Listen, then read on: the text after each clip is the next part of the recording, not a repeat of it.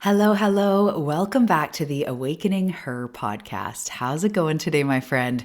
My name is Talia Joy. I'm an author, podcast host, retreat host, bestie in this wild, beautiful, messy journey of self-growth and manifestation and healing and awakening and transformation and all the things.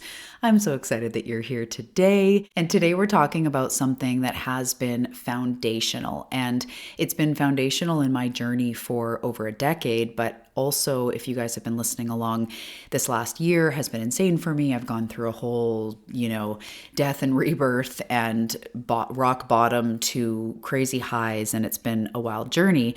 So it's been this grounding aspect has been foundational for me lately as I'm kind of spit out the other side of the rebirth and doing life differently. So I'll get all into that as we go. And I'm not just talking electromagnetic grounding. We are going to talk about that, like what it means, grounded, the earth frequency, all that. But it's the energy, the wisdom, and the tools behind the phrase ground down to rise up. And as I said, it's not just a fluffy metaphor. It's not just go put your feet on the earth and like hope for the best. We're going to really talk about in this episode the neuroscience behind it, the spiritual wisdom, what it actually looks like in real life, and how it's even come into my bigger, I don't want to say achievements, but the big things that I've created lately, like the first retreat that I hosted in 2025. I'll get into that a little bit and just how I had to ground to rise and ground to rise, but also my book and as I personally grow and expand and create and my body's shifting and lots of things going on, I'll share how that's been important here. How grounding down to rise up has been really important lately in all of those areas of my life. So it's been a big piece in my own recent transformation, emotionally, mentally, physically, energetically. And sometimes there are those phrases like, if you've been around the block, you've heard me talk about my be the change moment.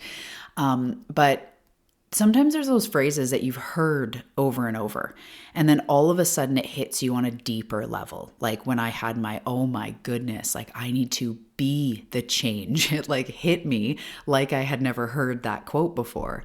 And that's what ground down to rise up is. It's yes, you've heard it. You've probably seen it on a t-shirt or something. You've heard it in yoga perhaps, but there's so much wisdom behind it. And, everything has changed in my life lately as a result of really taking this approach. And I want to talk about in this episode too, how it's a little bit of a more mature approach. And by mature, I don't mean age. I mean, as we grow and evolve, we get a little bit, hopefully, right, more steady, more resilient, or more grounded as we're rising. So I'm going to touch on that as well, because I know that to me, self-growth and manifestation, everything's changed in the last few years as I really look at what do I want for my life and sustainability and stepping into those visions bigger than just the 10K month, the whatever. It's that big girl pants stuff I talk about, but it's not just stepping into something. It's being more sustainable, having my life be more sustainable, more rooted, more healthy, more true, more authentic, right? And this all, comes into what we're talking about today. So I'm really excited. I won't go on and on. Before we dive in though, I just wanted to quickly say my book, The Delicate Art of Transformation, is officially out. If you have not grabbed it, pretty please grab a copy. You're going to love it. This book is your companion through growth, through healing, expansion, becoming. It's honesty. It's deep. There's a framework. It's playful. It'll have you laugh out loud and maybe cry a little bit out loud. So it's really, really good. I've received amazing feedback and I really hope that you enjoy it and grab a copy. And so if you haven't yet, I would be honored if you did. The link is below. Supporting the book really does support me. It supports this show and my work. And it just really means a lot. So thank you so much. And if you feel the nudge to hop on the retreat waitlist, we are having information dropping this week and within the next few days. It's really exciting. We have location, we have dates, we have the cost or the approximate cost. So you can start to really suss out and feel into if it is for you. We're going somewhere warm. This retreat is going to be about accessing the deeper part of you, the soul, the spirit, through the body. So it's rest and relaxation and nourishing food and meditation and nervous system regulation. It's not information and you're taking a course on this week away. We are nourishing the spirit by also nourishing the body. And it's going to be really, really powerful. So get on the retreat waitlist if you want to join me. You guys on the waitlist get first access, you get the best price, all sorts of perks to being on that waitlist. And of course, it doesn't cost anything. Just hop on that. And yeah, exciting things are unfolding very soon. Okay, that's all I got for you.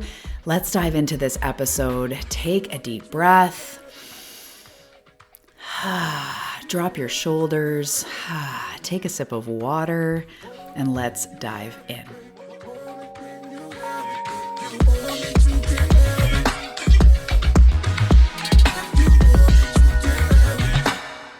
All right, so we live in a culture that definitely glorifies going hard, right? Pushing more, doing more, hustling more, rising faster, expanding bigger. And of course, there's truth to that. If you're an Olympic athlete, or if you're building a business, or if you're in the new stages of parenting, or you have a goal of any kind, there is definitely a section or segment of life where it's true that we put in effort. Sometimes you're up late, you're up early, you're in the gym, you're doing, 5,000 push-ups to prepare for something, or, of course, effort is good. And in our mind, especially our ego, we'll get to that in a moment. I don't mean ego in a bad way. I just mean that section of our brain. We glorify like, okay, if I do 10,000 steps for 5 days, every 5 days, I've actually taking this many steps and that's that many calories. And our brain loves to think, if I just push really hard, if I just do more, I'm going to expand bigger, I'm going to get there. And again, there's a section of life where that is true. However, that is a young, fiery, all or nothing energy. And sometimes, as I'm saying, that energy works for a season, right? And we can maybe be someone who goes like that for a long time, or they love to hustle. Maybe you're a CEO or you've got a lot going on and you love to hustle. That's great. And we still need to work in our seasons because that type of energy is not sustainable. There's a reason why even as humans grow up and then grow older, we kind of chill out as we grow older, right? It's that young, fiery energy that's like building the things and doing the stuff and the manual labor. But as we become more mature, sometimes the physical, may be less. And I don't actually mean physically, because you could be super fit, lifting weights at any age. That's not really what I mean. It's the energy behind it. But we move into wisdom over all or nothing, flailing around, doing all the things. We move more into wisdom because it's sustainable. So this wisdom or this grounded energy is different. And that doesn't mean I'm not putting in my 10,000 hours writing my book, or the amount that I put into, yoga or my business or anything that, of course, my family, anything that I pour energy into. It's not about that. It comes from a different place now. And what we're talking about here is this ground down to rise up energy, because just the go, go, go, expecting yourself to be spring all the time in spring, it's not sustainable. Grounded energy is different. It's more mature, it's more steady, it's more patient, it's more rooted, but actually, in a lot of ways, more efficient, right? So I want you to think about the contractor that's been doing something, building the same type of house or whatever it is, and maybe a contractor doesn't build, sorry about that, but you get the gist. If someone's been doing something for 20 years and then some new kid comes on the block and they're like, yeah, let's just throw up this and these walls, and you're like, young buck, chill. We got to pour the concrete and then we have to do the framing and then we have to. So there is wisdom in that, because that person who's been doing it for 20 years is probably in the end going to create a better, more efficient product than just the guy who can lift a lot and he's bringing out boards and doing this and doing that. And you're like, oh, wait, that wasn't supposed to be, that type of energy is not always more efficient. So here's the paradox. When you come at something with a grounded energy, you actually rise higher. You stay there longer. And this is true spiritually, biologically, neurologically. I'm glad I got that. I was like, neuro in my mind, neurologically. It's true in real time, right here, right now. Of course, we see it in the tree. I can't help but say any tree, any plant, it needs the big enough root system or the large enough root system to sustain however big that tree is going to be. So here on Vancouver Island, we have cedar trees that are like 500 plus years old. Imagine how huge those root systems are. Right? They're not peeny little piddly little roots for this 300-year-old or 5 or 8 or whatever 100-year-old cedar tree. That's just not how it's going to be. And any tree, actually, in the beginning, in the sprouting area, right, or any plant really, if you grow sunflowers, same thing, it shoots roots down before and as it sprouts up. It would never sprout up, and then start growing roots. That's not how it works. So when you ground first, you actually rise higher. So scientifically, grounding, when people say like, I'm grounding, it usually is about making direct contact with the earth. I'll talk about that in a second. That is an important part of being grounded for sure. But I'm also talking in this episode of the energy of being grounded as you carry out your plans, your goals, your desires. But for the science of it, the earth carries a negative electrical charge that's stable. And that's actually a good thing. That's what we want. When we are grounding, we're actually bringing in more of that negative electrical charge, and that grounds us. Our body has an electrical and electromagnetic system. So when you're quote unquote grounded, your body and the earth are in equilibrium. We're in the same electrical charge. So the earth has brought your ions from overly positive, it sounds funny because in life we want to be positive in our mind, but into a negative electrical charge, and that is what makes us grounded. So our body is not just chemical like hormones and our brain and our enzymes and all this stuff.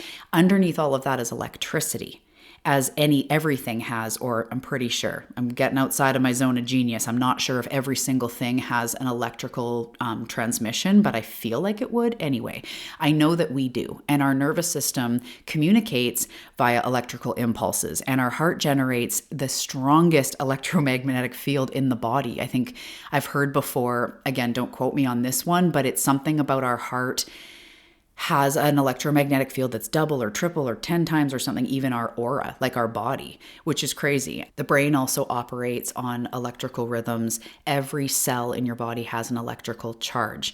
You are literally an electromagnetic organism. So I feel like we're all in sciencey class here. That's kind of as far as I'm going to go.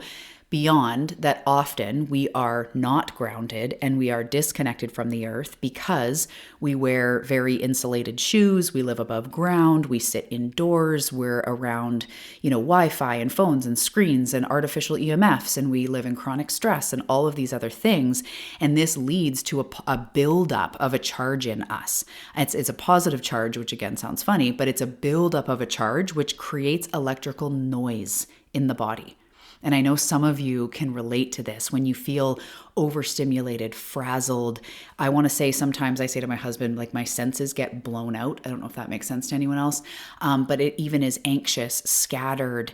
It's not always just emotional, it's electrical. We are ungrounded, which is just so fascinating. So in our brain as well, when our nervous system is activated, when we're doing something new or scary or exciting or expansive, our brain, as we've talked about millions of times on the show before, it interprets that as a threat, right? Not safe, uncomfortable, unknown, not good, even if it's a good thing.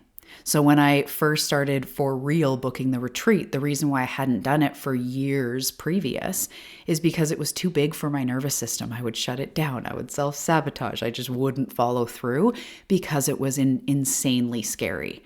So even if it's a good thing, like I'm hosting a retreat, these are my dreams, it's still frazzling to the nervous system because it's like, oh my God, can I do it? What if this? What if that? This is just, if anything, it's just outside of my norm, outside of my comfort zone. So growth lives at the edge of the unknown.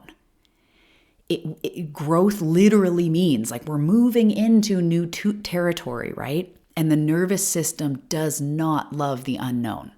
So when we try to expand without grounding, whether we're talking about, the electromagnetic grounding or the overall energy that I'm talking about here of steadying and, staying in your center, when we try to expand without grounding, our body goes into a nervous system response, a sympathetic nervous system response. So that looks like fight or flight or freeze, overwhelm, avoidance, finding reasons it doesn't work out, procrastination. We all do it. That literally is an effect of our nervous system going like, no, right? But a lot of times we feel like, oh, I don't have willpower. I'm not strong enough. It's like, no, very often it's a nervous system thing, especially for you. You're no, newbie to growth, to going outside your comfort zone, whether it's emotionally or this or that. It's our nervous system doing it. So then when we're in fight or flight or freeze or whatever, we feel scattered, we feel anxious, overstimulated, exhausted, stuck in overthinking, not moving ourselves forward, but frustrated with that. And it's just this whole cycle. If you know it, you know it, right? So grounding and grounding your energy, which I'll expand on, brings the nervous system back into regulation.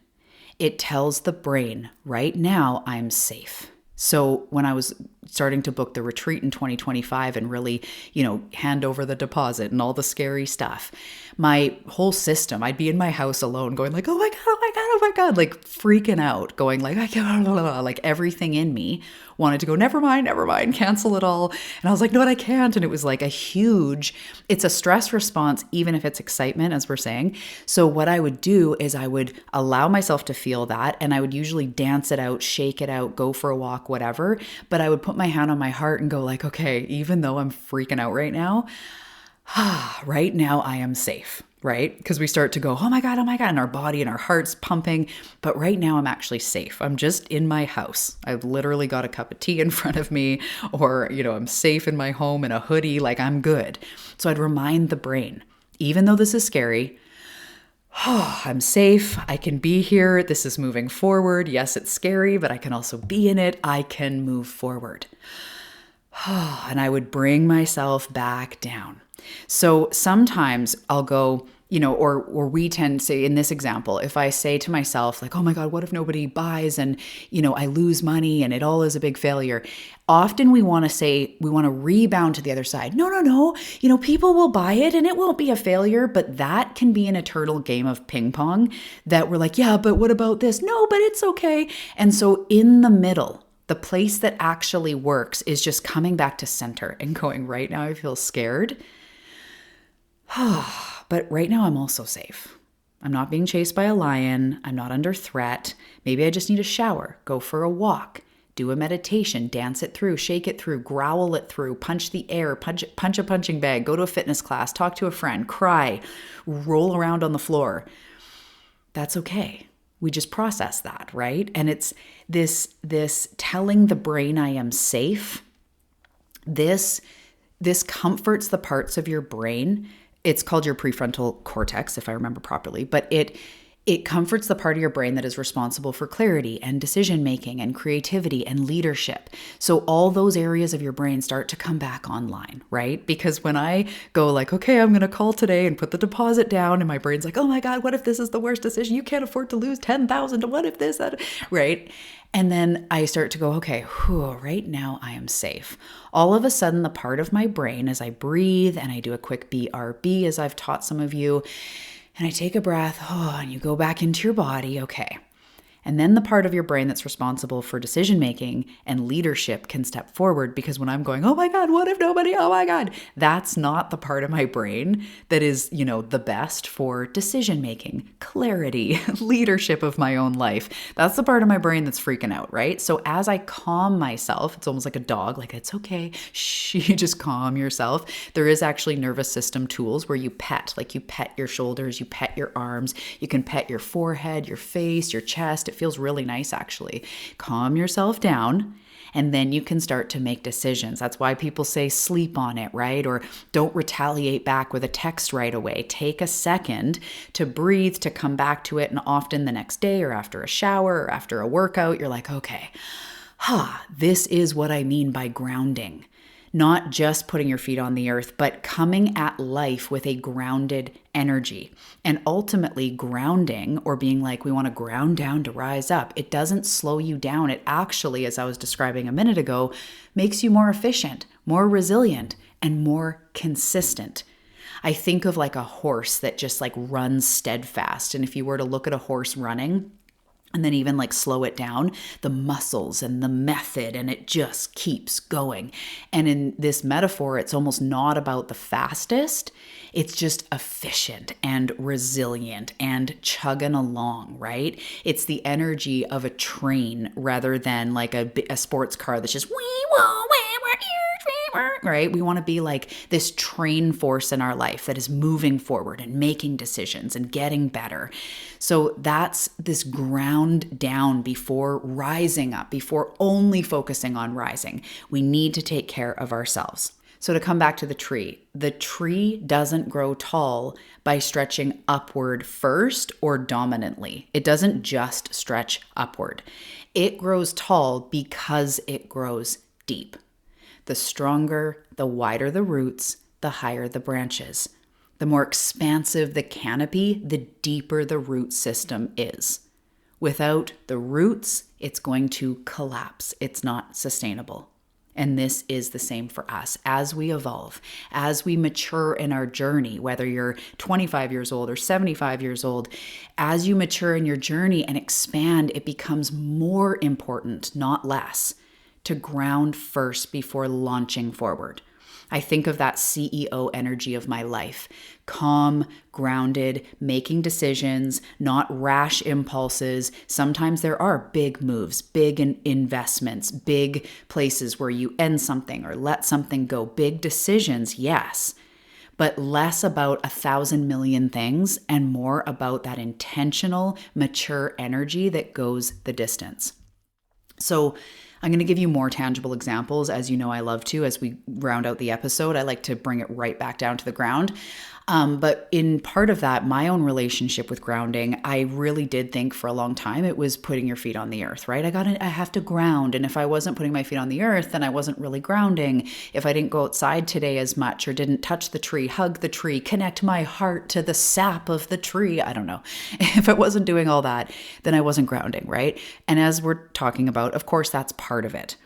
But what I've learned in my own life now, grounding is about how I move through each level, how I move through my activation, my rising, whether it's booking a retreat or stepping into new levels of health in my body or my mindset or, my emotional wellness.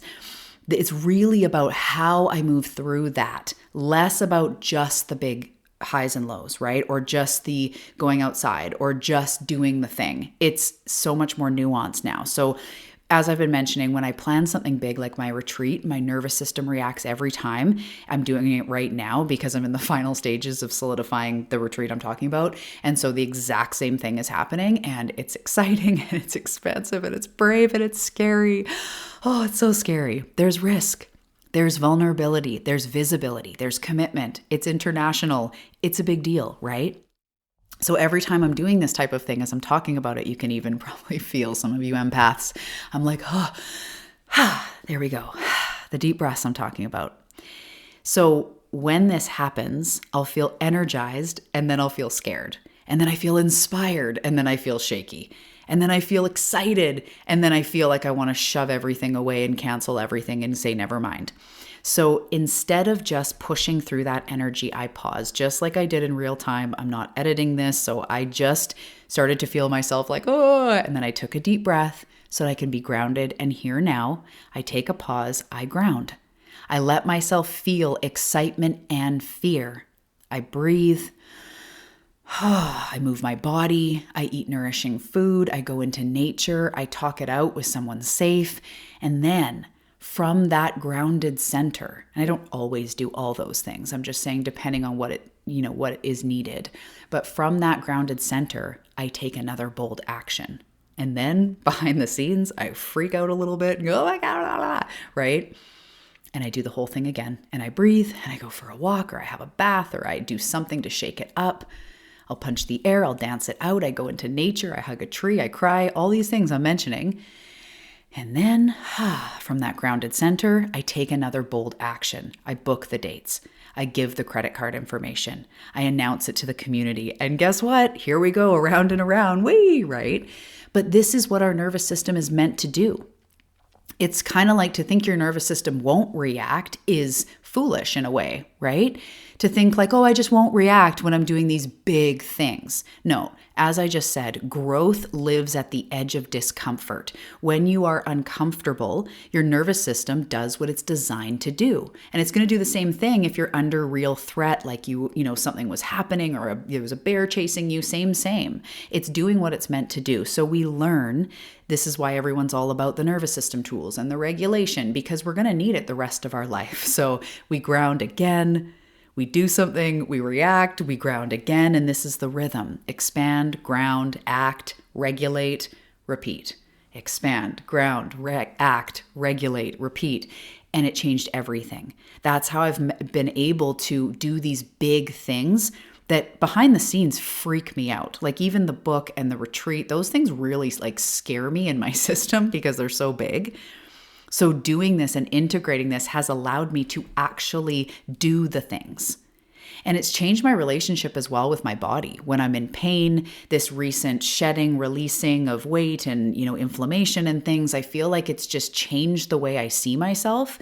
Exercise isn't all or nothing, but I'm going steadily to Monday night yoga. I'm steadily doing things for myself. I'm incrementally looking at getting better at things as far as strength training or whatever it is my body needs, but not in this flaily, like I have to do this and I got to do that. And why didn't I do this? I'm really looking at things from a more grounded and mature place because I, from this place, enjoy life so much more. I'm so much more steady. I'm not so all or nothing. Things feel more clear. Things, even when something's not happening or not working out, I feel like I'm way less. It's like how we swing in emotions in our pendulum, right? Sometimes we're having really bad times or really bad days, and then sometimes it's really good stuff. It's almost like there's less of a swing when it's bad. I can bring myself back. I know my tools. It doesn't mean it's perfect, but I can get to the other side of it now so that I can regulate. And then, when I feel ready, take another action and just keep going. So as we start to wrap up this episode, in real life, grounding doesn't just mean putting your feet on the earth. Really, in essence, it means supporting your system while you upgrade. So whether you're moving through big emotional stuff and you're upgrading, or your business is going through a big upgrade, or relationships, or abundance, or your visions and goals, or your health, it's supporting your system while you upgrade. So it can look like doing fewer things with more intention. It can look like supporting your mind, body, and soul on repeat. It doesn't mean everything every day all the time being perfect. It means cycling through and continuing. Is it my mind that needs love today? Is it my body? Is it my spirit? It's eating warm, nourishing food. It's taking days for someone like me where I don't have anything booked. Things where I'm not jammed in a schedule, that is like, that is not my happy place. So weeks where I don't do interviews, weeks where I have breaks from clients, sometimes months where I take off from anything extra or taking on new people, or just a weekend in my personal life where I plan nothing. That grounds me so much. And then by Monday, I'm like, okay, roll the sleeves up, like let's get to business, instead of trying to do it all the time. So maybe it's taking days where you're not like moving the needle forward. It's almost like if I wasn't going to do something today just because I should, what feels good? What feels nourishing to my body, to my mind? Maybe it's your social life, maybe it's your heart, maybe it is your dreams, but you're asking yourself, what would feel nourishing? What would feel good? So grounding in real life also looks like taking time to be in nature, taking time to go outside even when you're busy and you're slaying it. And maybe you've got all the kids or all the dreams or such a busy schedule with work. Being in nature, taking a moment to see a sunset, staying grounded, taking moments for yourself. And I'm going to say something that all of us will probably not like on some level, just kidding, but taking breaks from your phone. Your phone is so ungrounding. There could be whole episodes on that. If you're an expert in that, maybe you want to come on here and we'll have a conversation because I'm very curious. But I know when I just actually put down my phone, plug it in a different room, turn it off, whatever, that's the feeling I get. And being away from, and I'm not just talking about text messages with your kids or your family. You know what I'm talking about. The scrolling, the Instagram, our nervous systems, not only the blue lights, but the nervous systems are like, ooh, look, a recipe, and then a true crime thing, and then that friend from high school who's, doing better than me, and then someone who has something I don't have, and then, oh my God, they're starving kids, and our brains are all over the place, and it's so stimulating and so ungrounding. So whether you take an hour in the day that you just put it down, or you practice maybe on a Sunday having very minimal, contact with your phone, or whatever feels comfortable for you, that will help you to stay grounded in your real life. Because something, I didn't plan on saying this, but something I find is I get distracted in my phone, but I'm also in my, in my mind wanting clarity on like, okay, so when should the retreat be? Or what's my next step with this? And so I'm kind of formulating things and planning the future. But when I'm watching a YouTube video or when I'm sucked into something, I'm getting no inspiration. So sometimes in my life, I'm going, oh, what am I going to do with this? Or what am I going to do about that? But if I just turn off my phone and listen to music while I drive instead of a podcast, or if it's about cleaning the house and I was going to put some true crime thing on or something, I just silence, I will receive inspiration and clarity. It's so crazy because when my brain's not sucked into something, whether it's, an Instagram account or it's a mini documentary thing or whatever it is, when my brain is sucked into something, I'm not receiving clarity for myself. So when I choose to be in silence, when I choose to, drive to beautiful music that feels like I just want to like tribally dance on a beach or something, I receive inspiration. And I'm like, oh my gosh, yes, that has to be the focus of the retreat. Oh, goosebumps. But when I'm listening to something or watching something or whatever, I'm not in that channel. I'm not in that space. So that's just something to consider too. You may, resonate with that. So all these things and, really looking at your life as something that is a marathon, not just a sprint. Your goals, your dreams, it's sustainability. So sometimes there is a time to go hard. Every season has its place, but remembering to look after yourself while you're going.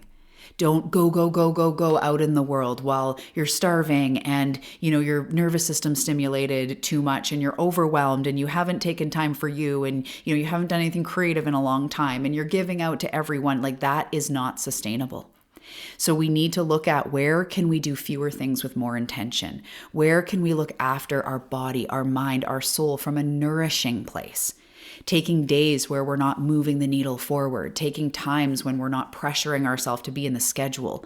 Where can we be in nature more? Where can we have regulating conversations that are grounding and authentic? Where can we let ourselves rest without guilt or the story of like, I'm not moving forward? Like we all need a good rest day. We all need a day to slowly walk through nature or watch a movie in bed or whatever a rest day is for you, right? Just sit and read with a cup of tea or coffee. Like we all do need that. And that gives us that energy to bust forward. Remember to ground, breathing deeply and often. And so this is one practice that you can do other than, of course, the feet on the earth. But if you take a deep breath, if you can do it along with me right now, take a deep breath. And as you exhale, focus on dropping into your body. If you want to close your eyes, you can. If you're driving or anything else, you definitely don't have to. And then one more breath. Breathe in. And as you exhale, drop into the body. Bring your awareness to the center of your body. Your belly, your core, the right here and now. So even that right there, which was very, very short, before you go into a meeting, before you move forward, if you're feeling overwhelmed or frazzled, it becomes about grounding your own energy first. And then you'll receive more clarity, more forward momentum, more quote unquote willpower. So it's not just doing less, but it's often doing less number of things and more potently doing the things that matter. Less chaos, less scrambling, less forcing, more focus, more follow through, more steadfast energy, more potency. And this is definitely applying right now to my business, to my health, to my relationships, to my body, and everything. All areas of my life are rapidly changing. And it's truly about simplification and regulation, which actually gives me more growth, more sustainable growth. So we don't need more adrenaline fueled transformation. I mean, again, there's a time for Gary Vee and Tony Robbins and go out and do it and action steps. I love that. But we also need grounded expansion. We don't need to outrun our nervous systems. We don't need to should. We don't need to force ourselves. We need to partner with our nervous system, because true growth isn't only and always loud. It's steady. It's embodied. It's rooted. It's real. And when you ground down first, your rising up becomes inevitable. So if you're in a season of growth right now, which I know you all are, you wouldn't be here, let this be your permission slip. You do not need to rush or force or figure it out today or prove anything. You need to nourish, to ground, to regulate, and then intentionally move. And then we do that over and over, rinse and repeat. I am so proud of you. I'm so excited to be on this journey with you. If you've been called to mentorship or the retreat or the book, of course, look in the show notes below. I would love to walk this path with you in one of those ways. I would love to see you in the retreat. It's going to be amazing. And I do have a couple spaces for one-on-one work right now in Q1 of 2026. So very excited if you would like to work together to move you forward. And yeah, if this episode resonated, share it with someone who needs it. Spread the love, get on the retreat wait list, all the things, and make sure to tune into the next episode because it's going to be really good. Beautiful things are coming, my love, and I will see you next time. Bye.